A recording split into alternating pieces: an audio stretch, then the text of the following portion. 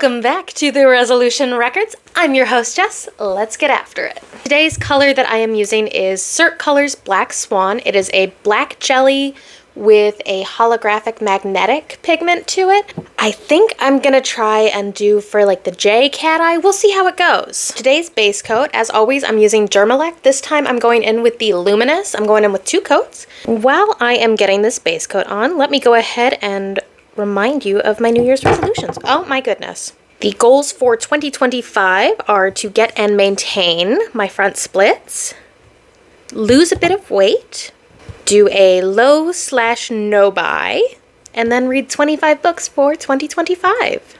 I'm not going to lie, I did not want to film today. It's not because I don't love y'all. It's mostly I just didn't want to put on a bra today. Hopefully some people can relate to that. I am firmly in my lazy girl era because it is freezing here in Michigan and I'm over it. Just very over it. Today is a bit warmer, but it got so cold earlier this week that our pipes actually froze and we had to go in and just to have a space heater and a hairdryer going. And let me tell you, no running water is not a life that I would like to live in. Straight up, I'm just going to wait for this to dry because I feel like none of you get to actually see the exciting part of painting my nails because I'm always just waiting for my base coat to dry.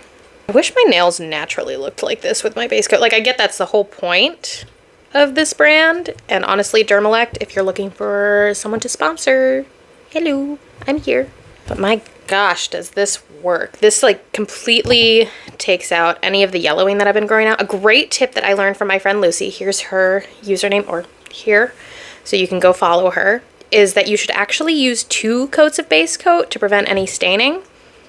And when I started doing that, let me tell you, no more yellow staining and it's all growing out perfectly. So thank you, Lucy. It's working great.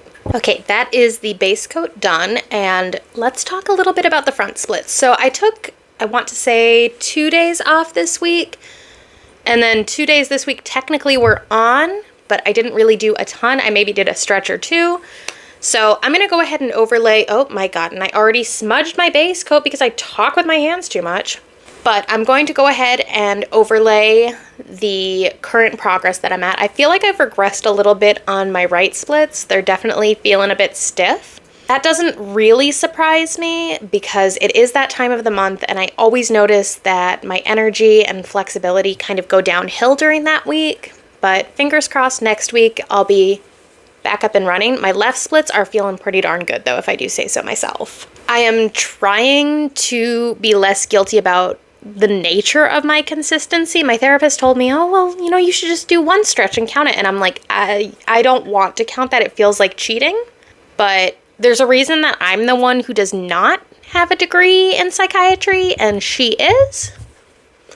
So maybe we trust the professionals on this one. I don't know. Going in now with the first coat of Black Swan. I want to say that this is from their Atelier collection, which is inspired by ballet. I think some of the other color names are Odette or Sylph or things like that. Very Degas. But fun fact about me is I actually used to do ballet. So when I was 5 or 6, I think, my parents had me in ballet. I was adorable and I hated it. I think I just really didn't like having to put makeup on, which is very funny considering how much I love makeup now. And when I was, I think, 14 or 15, I was a freshman in high school, and I actually asked my parents to start me back up on ballet. And they did, and I loved it the second go around. But then we moved all the way from Maine to Michigan, and I kind of fell out of it. I feel like it's a really hard balance for parents to strike between letting their kids pursue their passions, but also teach them to stick to things. So I can't really fault my parents for not making me go through with ballet. Hey, you! You can do it. Hi. Here comes Callie. I don't do ballet anymore right now, but I do take a lot of ballet elements into my pole dancing experience. Well, not a lot, but I definitely take in a lot of the hand postures, you know, the very pretty hands. I try to keep my feet pointed, although let me tell you, when you're in 7-inch platform heels, it doesn't always happen. And occasionally I do pull up a full-length YouTube a full-length ballet on YouTube. I don't follow up a full-length YouTube on ballet. That'd be weird. And I do really enjoy that as kind of a relaxing self-care activity. And it's free too, which is great for my low-buy. No, it's a cat hair. All right, we've already gotten the first cat hair of the manicure done, so we're good there. Next up, let's talk about my weight loss journey. So I have some pleasantly surprising updates for you. As a reminder, when I started this journey, I was 182.3 pounds. That is 82.7 kilograms. Last week, I weighed in at 172.8 pounds. That is 78.3 kilograms. Yes, I have notes. I can't convert that in my head. And then this morning, I weighed in at 170.4 pounds, or 77.3 kg. This actually really surprised me for two reasons. So like I mentioned, it is that time of the month, which is typically where I do retain water, and I am still tapering off some meds. It'll probably be a few more weeks before I'm fully off. And then the other thing too is I actually started taking creatine monohydrate this week. I just finished the loading phase yesterday. Hi, Callie Bug. And I started taking that because my heels instructor at the pole dance studio recommended it for getting a little bit of extra strength and power in the studio, which is definitely something I'm looking for. When you're on a caloric deficit, it can be really hard to draw on some strength reserves, so having a little bit built up is great.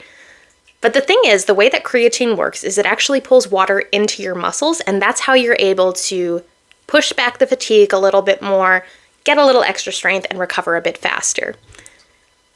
Now, that's water retention 101. I am definitely retaining water, but that really surprised me to see the scale go down so much, especially after seeing it just keep climbing the past 2 weeks.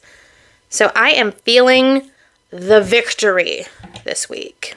There is one more change that I've made this past week in my weight loss journey. In addition to the changes that I talked about last week, I've actually put this weight loss journey on a bit of a time limit. In the past, when I have done weight loss journeys, because trust me, this is by no means my first rodeo when it comes to dropping the lbs, I have usually set a goal that I'm just going to be doing this indefinitely until I get down to a goal weight that I like, can sustain, and feel good at. That's maybe not the smartest approach. So what I've decided is I am going to have this cut phase last for 12 weeks. So I believe that's taking me to the second week of April. From there, I'm going to stay at maintenance for about 3 months and then do a second cut. Just so that way I can push off the diet fatigue a little bit, make sure that I can maintain that weight, and then once more into the breach, dear friends. As far as any challenges that I am foreseeing this week, we are going over to my in-laws this weekend. It is my oldest sister-in-law's birthday. So we are going over to celebrate with her, and there will be cake. There will be a lot of cake. And my mother-in-law makes this fantastic Black Forest chocolate cherry cake. Oh, it's so good. Which actually, it's not the worst as far as calories go because it does use Jell-O, and then the icing is Cool Whip, which isn't the worst, but it's still dessert. So I'm going to moderate myself there. I know I keep saying that every week that I'm going over to my in-laws and I gotta moderate myself and there's gonna be a ton of sweets. Clearly I'm not learning my lesson. We shall see. It is now time for the second coat of Black Swan, and let's talk about that low buy. So on the screen right now, you are taking a look at my expenses. As you can see, I spent quite a bit more this week. There is a Target run in there, and it was mostly necessary. Was I looking for a bit of an excuse to spend? Yeah, probably. But the whole thing is, our washer went on the fritz, and I did not have any underwear or clothes to wear. And I really didn't want to go to a laundromat. So instead, I decided to ball out at Target. I did get my husband a little fragrance because we all know that's my thing, and I wanted him to be able to participate in the happy fun times. Did I really just say happy fun times? Oh, I hate myself. Unsubscribe for me, honestly. I'm so sorry. There were also a couple healthcare costs. So you'll see that my pole dance studio membership is on there. I had to pay the, I don't know if I paid the allergist this week or last week, just off the top of the dome. but I did have to do a copay. I'm getting my genetics sequenced or tested later this year as part of my breast issues. So a cool thing about me is that I am pretty high risk when it comes to breast cancer. Before we even did genetic screening, I think my risk comes out to about 30% over my lifetime, which is a 1 in 3 chance that I get breast cancer. Not loving those odds, if I'm gonna be honest. It is still majority chance that I don't, which is a relief. But as part of that, we're getting some genetic testing done to see if maybe I need to start my screenings a little bit sooner than 35. So typically, if your mother has breast cancer, they are going to have you start for screenings 10 years before she received her diagnosis, which is when I'm slated to do that, apart from the routine screenings that I'm doing right now for my breast issues. Now, there is a possibility that this genetic testing comes back and says, actually, you might want to start that sooner, maybe 30 instead of 35. So the other thing too is that insurance is required to cover that. If the genetic testing recommends that that happen, that's going to be a big edge for me. There is a pretty high chance that this genetic testing is going to show up some stuff that I don't love. So my whole family is low-key not the healthiest genetically. My maternal grandmother passed due to Parkinson's. My paternal grandparents both had some pretty serious issues. So I'm not like loving the idea of getting my genetics tested, but hey, knowledge is power, right? The weekly spend was $519. Ugh, I know, not my best work. And then my year-to-date spending comes out to $908, which is actually less than I brought in, so I'm pretty proud of that.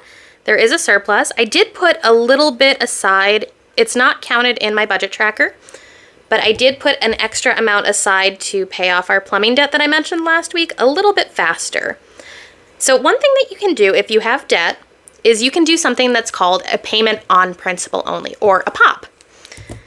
This is because one of my last jobs was helping people get out of debt, so I know a little bit about this. Now, typically, when you make up your minimum payment toward a debt, you are covering both the principal and some of the interest that's accrued. Now, when you make an extra payment on top of that, it goes towards reducing your balance. This is why it's a great idea to pay more than the minimum if you are carrying a balance. Ideally, if you have a debt, the main goal is to have it paid down in full every month, but that's just not realistic for all of us. Okay, I should have realized that putting empties into a container that I would then have to open with wet nails was maybe not my best work. But I do have 2 empties this week. Maybe I'll like splice in a little footage of me showing them to you. But I finished 2 products this week. They were my Snail Rescue Moisturizer and Snail Rescue Serum. I did repurchase the moisturizer. I did not repurchase the serum. Now, it's a great line. I love Peach Slices. I wish I could afford their owning brand. I don't know exactly what the affiliation is with them and Peach and Lily, but I wish I could afford Peach and Lily. I can't, so I buy Peach Slices. And I do really like the Snail Rescue line, but I've realized that me buying all of the extras on top of the typical cleanse, moisturize, and sunscreen is maybe a little bit more me trying to be aspirational and be that girl who does her skincare routine super regularly. I'm not that girl. I am a girl who the less I have to worry about is probably the better and the easier to stay consistent with for me. So I've just decided if I'm not going to be consistent with things like a serum and essence, it's just not worth it for me to buy them. That brings us to what perfumes have I been wearing? I am still using my random spinner to determine what fragrances I am wearing each day. And it's very fun, but I have realized that I am getting sick of a few of my scents. Fragrances that I have worn that you are familiar with include Ari, God is a Woman, If You Musk, and Dream in the Sky. I realized that God is a Woman was a total impulse purchase for me, and I kind of wish I hadn't spent that money. Not because I don't think that fragrance is a great choice for me to spend money on, because it's clearly something that I'm really passionate about. I love, it makes me happy. But I wish I hadn't just bought it to have another fragrance in my collection, especially a travel spray. I wish I'd spent some more time, maybe set that money aside in a savings account and really looked into what scents my collection was missing, what I really wanted, and how likely I was to wear something before just spending the money on it. So this whole project is definitely making me come face to face with my impulse spending and be a little bit more mindful about what I'm doing. Fragrances that are new to you that I haven't talked about yet include Oh Cherry from Bath & Body Works. This is supposed to be a Lost Cherry dupe. Now, I have smelled Lost Cherry herself, and I don't necessarily think it's really a dupe. I still get a fair amount of that almost like boozy cherry kind of smell to it, but it definitely doesn't have the same quality as Lost Cherry. That being said, Tom Ford, I'm never going to spend $300 on a bottle of your perfume, as good as it is. The other thing too about Lost Cherry for me, when I had a sample of it, it sort of went a little bit bathroom cleaner after a bit, which is something that can happen a lot with cherry scents just because that's a popular bathroom cleaner scent. It's gonna happen. That being said, I think Oh Cherry it's decent. There's some things that I'm not sure I'm like in love with about it.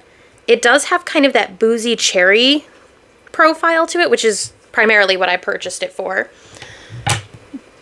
The magnolia note kind of overwhelms it a bit. I think it's one that definitely works a little bit better on clothing than directly on skin. It's still a pretty decent perfume, especially, I got it at the semi-annual sale, so I think I paid something like $5 for it, maybe a little more.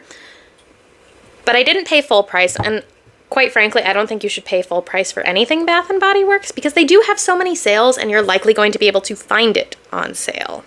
The other new to you scent that I wore this week was Armani's My Way. I think this one is endorsed. Endorsed is the right word.